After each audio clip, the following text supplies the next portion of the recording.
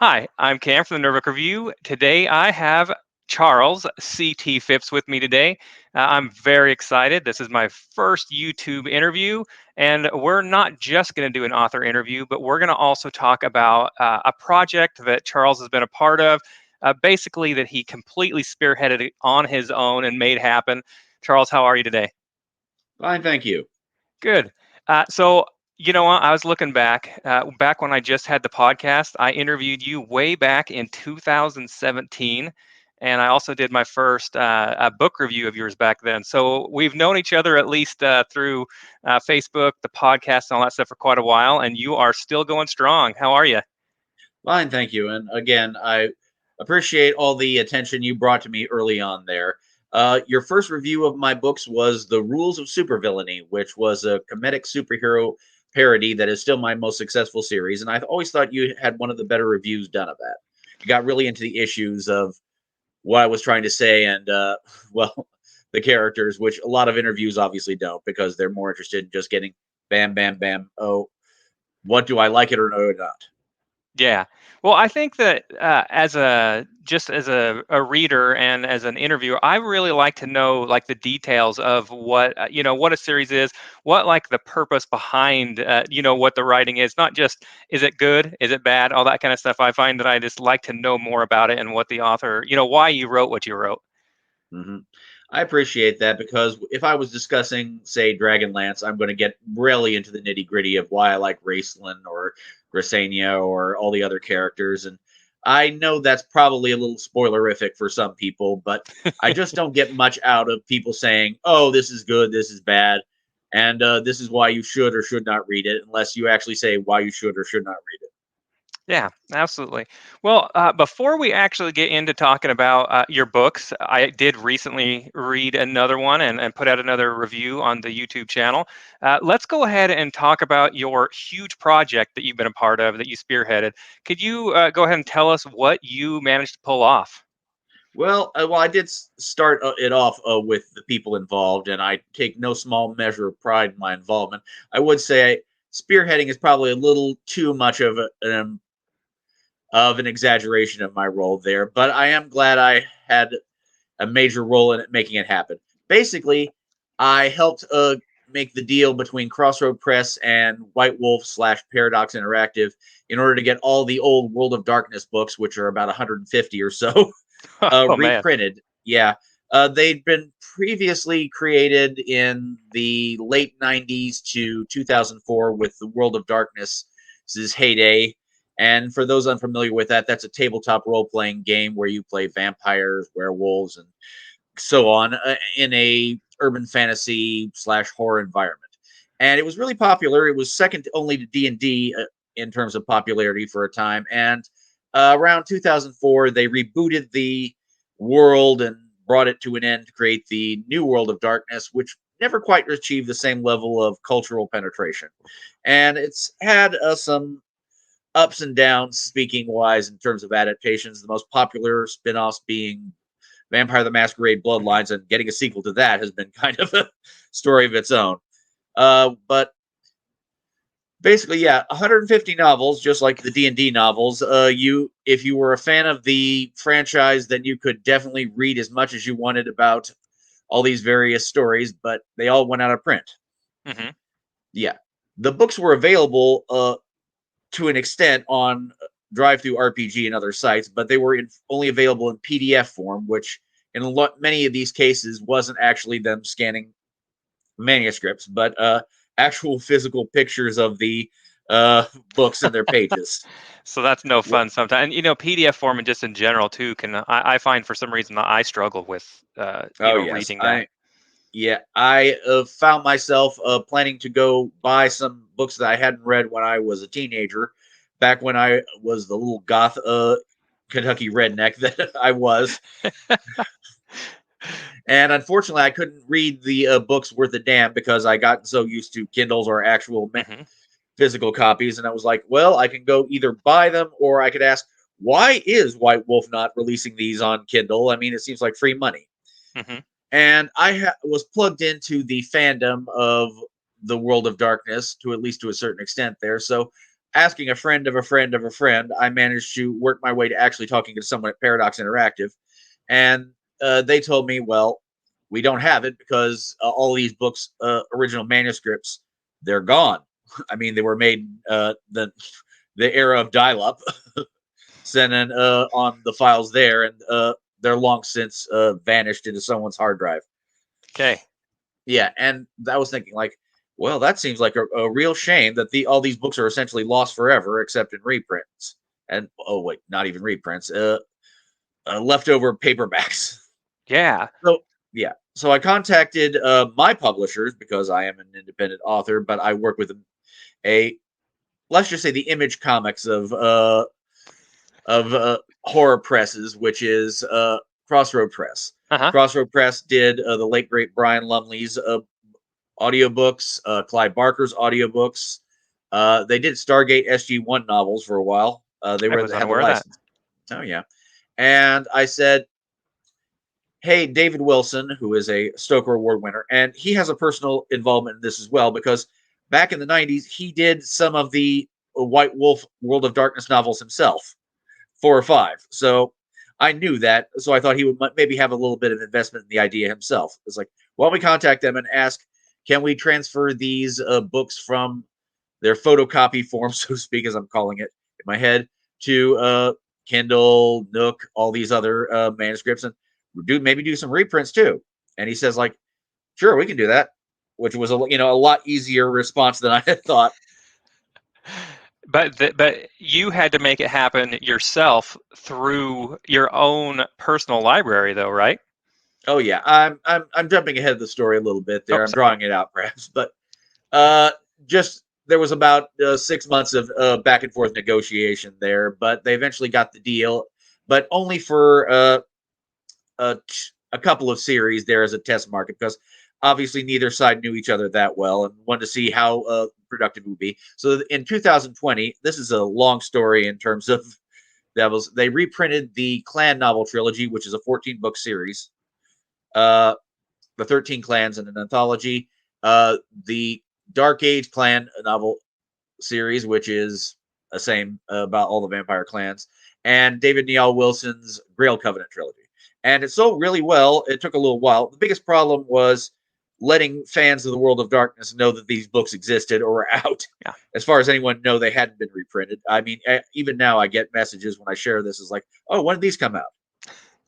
And that is something that I think just is a big deal in publishing in general today. It just feels like, and maybe it's because everything's so dispersed that it's hard at times for fans to find out stuff is back when it's been reprinted. Oh yes.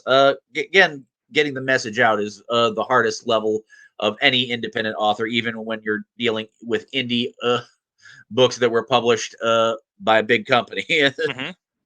or at least big-ish for the tabletop RPG world, which is very small versus the 20-pound lions that are a Random House and so on. Yeah. But yeah, they got that published there, and for whatever reason, there was a stall of maybe about 2 years. Can't imagine why there was a interruption in say 2020. Yeah, in getting their other books rights done, but they were finally done, sealed, seen, delivered about December of last year, and we're finally getting all the other books reprinted. But one thing to note: in order to actually get these books that are just photocopies, there has to be a process that is a pain in the ass, which is you take the physical copies of the books, so you have to have a physical copy in many Hmm. cases. And let's just say White Wolf didn't have any more physical copies than we did. Was And that sorry then to you have interrupt, to, but was that a result of them being sold to Paradox, or do publishers just not keep their original copies, or what happened there? well, the original White Wolf company was based in Georgia and the countercultural goth scene. And it was like 3 guys, 2 brothers, and Mark Reinhagen. And eventually they made an Okay. actual company with office and so on. And that was right before everything kind of collapsed together and it became more of a license than anything else. So Okay. these were in someone's desks basically, and they all took it home. Gotcha. Yes. And So the process is you take a physical copy of the book in hand once you have one, and then you have to just take a scan each page into a document, and the resulting scan will, by and large, given the quality of the material and so on, be, let's just say, less than optimal. Okay. Absolutely, absolutely filled with words from paper to text that are be like lust for just, periods instead of commas, hyphenated words when they're not hyphenated, and so on, and absolute mess. So, in the interest of preserving Gothic punk art, I volunteered to be the proof editor for this, and I also helped them get over one major hurdle by donating my collection uh, of White Wolf and World of Darkness books to Crossroads Press to more or less shred, turn into the new versions. I How couldn't many pull how my many blood books are we sacrifice. how many books are we talking there? Oh, I had about 50 or 60 there, which is a good start there. Yeah. The rest had to be acquired from thrift shops and so on, and I helped with that as well. I asked basically my fans and fans of the series in general, I was like, well, are you willing to answer the call of Gondor or Dracula in this case? Yeah, absolutely. Well, that's so awesome. I mean, it's not often that you can actually make something like this happen on your own, and you basically just spearheaded all of this and just worked so hard at it. And you've been a fan of the tabletop games you mentioned all the way since back in the early days, right? When did they first come out? The first edition of Vampire the Masquerade was 1991, and I was only 11 years old, so I wasn't the target audience quite then. But 2 or 3 years later, I did become the target audience because it was aimed at college students, but it was actually bought by 14-year-olds, sort of like Warhammer. Uh-huh. And I became obsessed with the dark, sexy world of black leather and club music. When I was the nerdy 14-year-old. And That's that lasted awesome. into my 20s. Yes, I'm not the least cool goth of all time there, but I'm close. Oh man, that's Yeah. awesome though. And then, how did the novels come about? Just because of the success of the tabletop games, then the novels just come out because of that. Well, I don't know what they were thinking, but I imagine it was probably the fact that at the same time, Dungeons and Dragons was always the most popular tabletop game in the world and had national and mass cultural penetration, but it had severe financial issues. That if you want to read a great book about that called Read Slaying the Dragon, and Mhm. you probably have a similar, really good story about the ups and downs of White Wolf. And there's a documentary they did do on that called World of Darkness, which you can watch on Amazon Prime. Oh, okay. But yeah, the short version is whenever you do a great multimedia property like the World of Darkness or the various Dungeon Dragon settings there, you'll probably make more money selling novels than you ever will selling the Tabletop. tabletop game itself. Yes. Hmm. Yeah. And things like Dragonlance kept the lights on at TSR for a while. And while they were never quite as successful otherwise, the novels were financially viable and helped White Wolf well keep their lights on. Gotcha. So, one thing I've never actually played the those board games myself, but really my only tie in this one is Paradox. How did Paradox end up buying the White Wolf books? It's funny. Was it because of the video games, or how does that tie in? Of like, when did Paradox start doing the games? Now, I have been a big Paradox fan for years and years. I played the original Crusader Kings games. Crusader Kings 2 is probably the game where I mean, I've probably got 5,000 hours on Crusader Kings 2, you know? So I was more of the grand strategy type games, but when did they start doing the video games? Well, there's a very funny story about this sort of thing that kind of parallels Dungeons and Dragons' relationship with Wizards of the Coast, where TSR was bought by Wizards of the Coast primarily because the people at Wizards of the Coast were Dungeons and Dragons fans and absolutely ecstatic, and were, let's just say, a cash solvent versus TSR. And Gotcha. yeah, White Wolf has a similar relationship with Paradox Interactive in that all the people that are now the owners and CEOs and executives and board members of Paradox Interactive were the same geeky nerds that I was in the 90s. Gotcha. So yeah, and it's one of those purchases that was fine on paper and entirely what they could do, and the IP was available, unfortunately, because uh, I'm not really telling the story as accurate as I probably could there, but the very short layman's version is White Wolf spent about 10 years owned by someone else to trying to make a World of Darkness MMORPG, and that just went nowhere. It's kind of like chasing these kind of trends there. If you aren't the original guy who makes the World of Darkness, or sorry, the World of Warcraft Uh-huh. or Destiny, you aren't really going to be able to bottle lightning there. Yep. Understandable. And so then once Paradox got the games, they finally were able to get the games out. And now here we are at this point where we're finally so Paradox got the games, the rights in 2015, correct? Yes, yes, they did. And part of that is previous to that, they had been published by Onyx Path Publishing, who had licensed the games from White Wolf while not being White Wolf. Okay. And Onyx Path Publishing did a fantastic series of tabletop RPG supplements for Vampire the Masquerade, but also the New World of Darkness, and basically helped revive the brand via Kickstarter and other methods of getting it directly to the fans. Paradox Interactive gets a lot of flack sometimes for some of the choices they made in rebooting the editions, and reboots are always controversial with the hardcore fans because, like Star Wars, it becomes a religion to nerds. Mm-hmm. I'm not gonna say I'm guilty of some online attacks myself there, but I don't ask for them all to be hanged and their children to be eaten. Well, that's good. Not Yeah, quite but that far. yeah, but what I'm getting at is Onyx Path Publishing did an amazing job, but the big difference between them and Paradox Interactive is uh, the World of Darkness is once more in stores across the nation. They're Mm-hmm. bookstores, RPG stores. It's not available only online, but in Brazil, Russia, Ukraine. Awesome. Yeah. So now moving forward, what's the plan for the publishing? Like when you've mentioned that some books already are out and that more are going to be put out. So what's the publishing schedule that we're looking at going forward?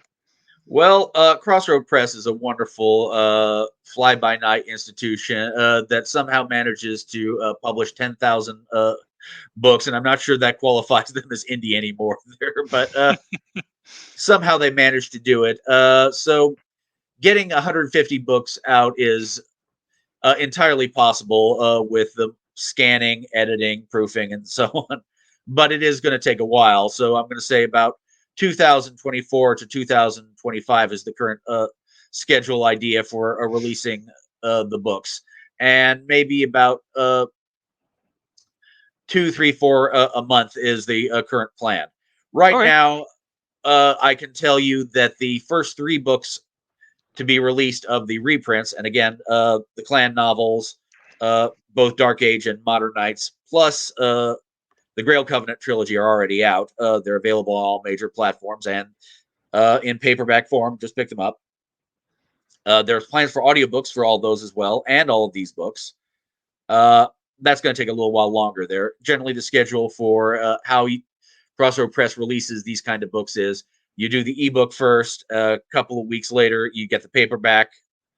A couple of months later, you get the audiobook. Okay. And some of them are available already on pre-order, even the ones that aren't out yet, correct? Not pre-ordered there. You when they have the ebook done, they'll just release the ebook. Oh, okay. But the first book in the new versions of the book, the first vampire novel period, they did some anthologies ahead of time called Dark Prince by Keith Herbert. That is available on ebook and will soon have the paperback version. And they're already starting the process to making the audiobook by Oh, okay. Gary Noon. Yeah. That's a great book there. It's very dark and gritty and street level, unlike the majority of vampire novels that tend to go very rapidly into, oh, Lucita is slaying a bunch of demons with her awesome 800-year-old elder vampire shadow powers, Gotcha. which are fine, and I absolutely love those books to death there. But it's very clear that a large chunk of the novels and probably the White Wolf audience are more interested in Blade than Interview with a Vampire. Gotcha. That does make sense then. That nitty gritty, first person more perspective is what. Yeah, well, Dark Prince is about a R-rated, I will say, deals with some very uncomfortable subject matter, but not too much there of a San Francisco pimp who finds himself framed for murder in a vampire society, and that's about as low key stakes as you're probably going to get in these kind of books. Gotcha. I understand now. Then, yeah, we're not dealing with it. You're meaning more on a personal level as opposed to the uh, world-ending issues. Oh yeah. Well, let's just say one of the majority of the novels, which I again will absolutely read all day, live long, long, are Blood Rain and Underworld, and these Dark Prince is more of the art house vampire movie. You could say that. Okay, makes sense then. The next, yeah, I proof that, and I will be doing most of these novels coming forward. But the next one will be the Ebon Mask, which is a Wraith the Oblivion novel, which is kind of strange because Wraith the Oblivion never really sold that well, at least as far as I know, tabletop wise. But it's already the first of the spin off games, other than Werewolf, to have its own video game adaptation. They have Werewolf, sorry, they had Werewolf the Apocalypse has Earthblood, which is a beat 'em up, but Wraith the Oblivion has Afterlife, which is a VR game they just released. Oh, cool. And Yeah, that's available on Steam, I imagine. The Ebon Mask is the first of the trilogy, and I really enjoyed that novel, and I think fans will too. And the third book, which I just finished proofing, is the Clan Novel Anthology, which is a tie-in to uh, the Clan novels. About 12 short stories of the characters involved there. And I don't know what's going to happen next. And I don't know quite the criteria that they're using to pick which novels they'll do next. It could be a carefully planned strategy of what will sell, what are the most popular ones and easiest to adapt, or they could just be reaching into the pile and pulling out whichever one they get first. I guess we'll find out, won't we? I'll find out as well, and probably announce each time a book is done. Awesome. All right. Well, do you have more that you want to talk about with this part of it, or would you like to get to our more author interview section of it? Try these books out. I think you'll enjoy them if you like dark fantasy and pulp. Awesome. Well, hey, Charles, I appreciate it. Like I said, I'm a big fan of your books, and I am just happy that that you even asked me to do this with you to announce this Crossroads Press and Paradox collaboration for all of these novels that obviously are such a huge part of your life, and something that you've enjoyed just since you were a kid when you go back to the tabletop games. Mm-hmm. Well, I'm very glad to talk about them, and I could talk about them all day. I just probably would mumble and have a lot of pauses between that because I'm not really. Yeah, and I know we want to try and make sure that this is a video that we can get out to the most number of people, so we can keep on getting these books put out and continue on. Yes, I wish we had a vampire lady spokeswoman to do this kind of thing. There, she'd be much more talented at this. Awesome. Well, thanks again, Charles, and I hope everyone watches this video. And 3 days after this one comes out, we'll have our author interview episode out with Charles as well, and we're going to record that one right now. Thanks, everybody.